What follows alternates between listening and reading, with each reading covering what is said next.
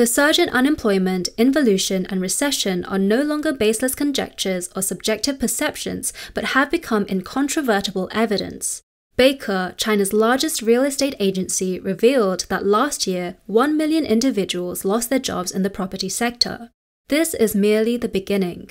In March this year, data from the State Council indicated that an estimated 16.62 million new entrants will join the labor market. According to the actual situation of the Chinese economy, this number is expected to be even higher. Data from various industries also demonstrate company closures and employee layoffs. Regrettably, this grim labor market has lured foreign students to compete for job opportunities, eliciting strong reactions from mainland citizens. They argue that this year, the government is sending 10 million domestic college students to rural and grassroots areas, while the party media does not encourage the foreign students to do the same. A Hong Kong university student recently shared a video conversation with a Tajik student. The Hong Kong student asked, "What are you studying at Xi'an Jiaotong University?" The Tajik student replied, "Architecture." When asked, "Do you plan to stay in China after you graduate?"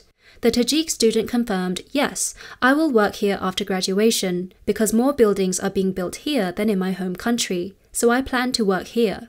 The Hong Kong student then asked, "How much can you earn after graduating from the architecture department here?" To which the Tajik student told him, "Generally at least 20,000 to 30,000 yuan. In another conversation with a Malaysian student, the Hong Kong student asked, "What major are you studying?" The Malaysian student told him, "Mechanical engineering." The Hong Kong student exclaimed, "Oh, that famous one. Will you return to Malaysia after you graduate?" To which the Malaysian student replied, "I should stay in China." It is not uncommon for foreign students to choose to work in China after graduation. According to Article 3 of the Classification Standards for Foreigners Working in China, Category C, foreign students who meet the requirements, such as those who graduated from well-known universities abroad or recent graduates from domestic universities, can apply for work visas. Moreover, the salary of employed foreigners must not be lower than the local minimum wage. However, the crux of the matter lies in the fact that Chinese college graduates are currently grappling with a severe unemployment crisis. State media incessantly promote stories such as female graduate from a 211 university earns over 10,000 a month collecting scrap, and 211 graduate quits Fortune 500 company to work as a cleaner, increasing income, urging young people to abandon their high education and engage in low-level jobs. Recently, the Guangdong government even issued a 3-year action plan to tackle the unemployment issue by organizing 300,000 Guangdong youths to venture into rural areas for development, and so the project is being dubbed Going to the Countryside 2.0. In such a climate, these foreign students may become job competitors for Chinese students, and their numbers are expected to continue to increase. They also enjoy generous scholarships, living expense bursaries, and free education provided by the Chinese authorities. On March 13th, Wei Jianguo, former deputy minister of the Chinese Ministry of Commerce, said in a speech titled Unforgettable Africa that China will allocate $60 billion to help African talent study in China. This includes 50,000 study opportunities, 50,000 advanced training opportunities, 1,000 elite talent training programs, and setting up exchange programs for 2,000 African students to come to China, totaling 103,000 African students. The debate over this issue has intensified among the Chinese populace. A mainland media professional remarked, "It seems that some individuals have no qualms about spending the hard-earned money of ordinary citizens. Allocating $60 billion for 100,000 African students equates to an average of $600,000 per person. Even when spread over 4 years, it amounts to $150,000 per person."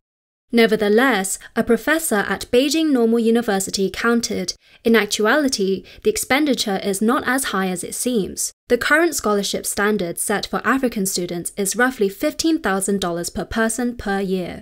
A mainland livestream host pointed out there are countless underprivileged students in China who cannot afford an education, and even if they secure admission to a university, they may still be unable to attend.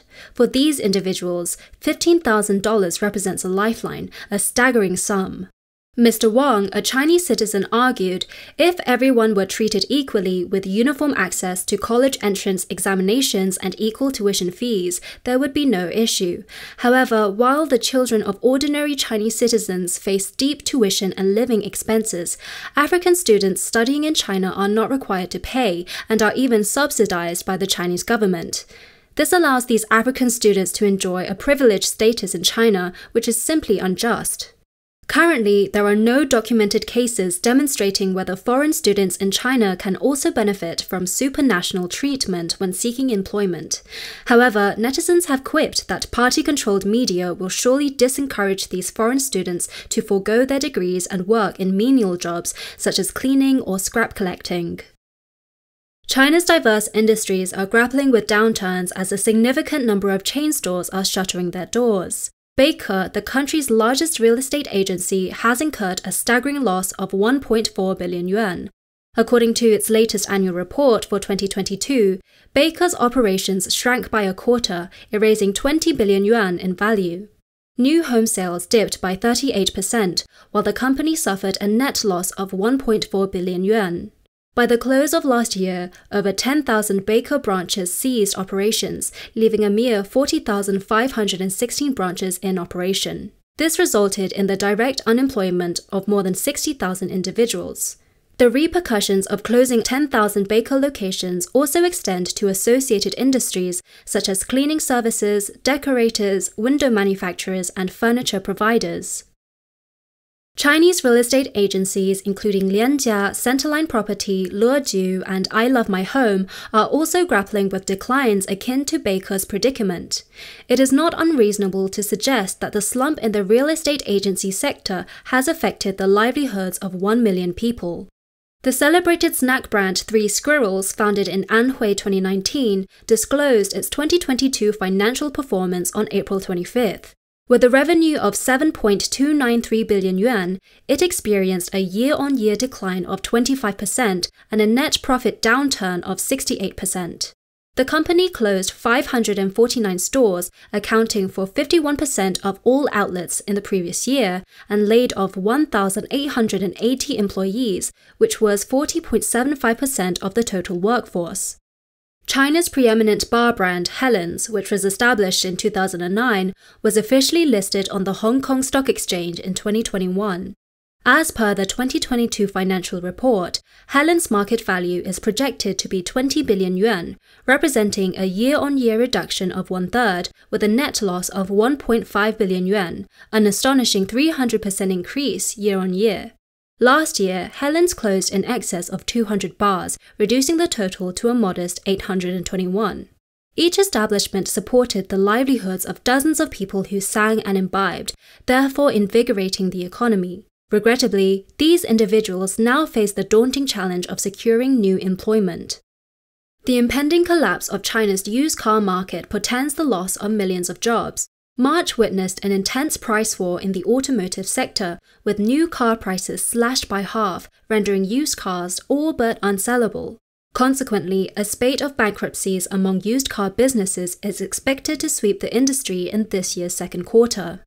Official statistics reveal that in 2022, there were approximately 700,000 used car companies in China, employing over 2 million people directly. When one considers the associated industries such as sanitation, security, decoration, advertising, car maintenance, and financial services, it is estimated that each used car company generates at least 50 jobs. Thus, the assertion that 35 million jobs are at risk is not unfounded. Simultaneously, Apple's supply chain is in the process of relocating, with Foxconn also preparing to depart from China. In March, a popular internet figure reported that Foxconn's Shenzhen branch had instructed labor intermediaries to clear temporary assembly line workers by the end of the month, while encouraging regular employees to take leave, a clear indication of looming layoffs. The Chinese government loathes to see Foxconn leave, as the move would impact millions of jobs and prompt subcontractors such as Luxshare Precision and Goatech Acoustics to follow suit. However, Foxconn's departure seems unavoidable due to China's high management costs. Social security and housing fund contributions have steadily risen over the years, from a few hundred yuan during the Hu-Wen era to over 2,000 yuan today. This escalation is due to higher deduction rates, all of which are borne by employers. The elimination of more than 10 million teacher training positions last year, the impending collapse of the automotive industry, and the downturn in export processing could potentially result in a staggering 50 million unemployed individuals. It is no exaggeration to suggest that these people cannot all transition to food delivery or courier services. With unemployed young people roaming the streets, significant social issues may arise. Consequently, the Chinese government is seeking to guide college students to the grassroots level. In 2023, plans are in place to dispatch millions of students to rural areas in support of remote regions and old industrial bases in an effort to alleviate the job market crisis.